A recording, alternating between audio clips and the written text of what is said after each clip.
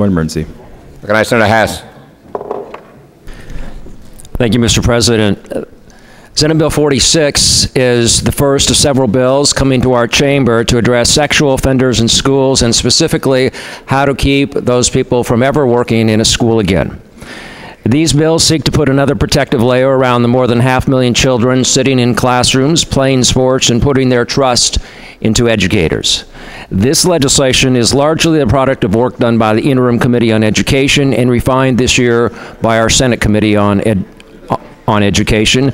I do want to point out and thank Senators Cruz and Walker for their work last year in leading work groups and task forces and bringing people together on this. Because as you will see, there is a very tiny needle we're trying to thread here, one that tries to respect the balance of due process, constitutional rights, professionalism, and common sense.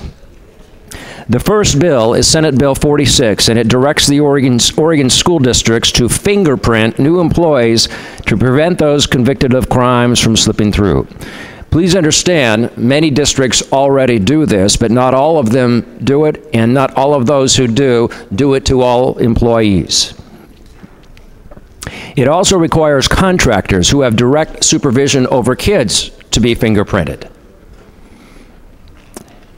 This means, however, that Joe the plumber will still be able to come and fix the faucets that are leaking in the school and not be required to be fingerprinted. But if Joe the plumber teaches a shop class on how to fix faucets, he will be fingerprinted. Sadly, fingerprinting is becoming more and more common, not just in schools, but in business, nonprofits, and government. If you're wondering whether fingerprinting will be required of volunteers, the answer is no, at least not in this bill, not for now. And this is a policy choice that we wrestled with in committee and one that is being discussed by school boards all over Oregon.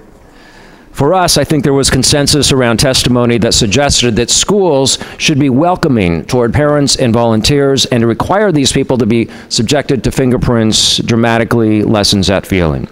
The bill also gives the Department of Education much-needed discretion over consistency in evaluating the truthfulness of what new employees list on their applications and criminal information forms. Again, this bill, Senate Bill 46, isn't the only answer, but it's one of several bills that I'm certain will come to this chamber. Another one is on our agenda to come up later today, and the House is working on a key part of this legislation that we will likely see over here as well.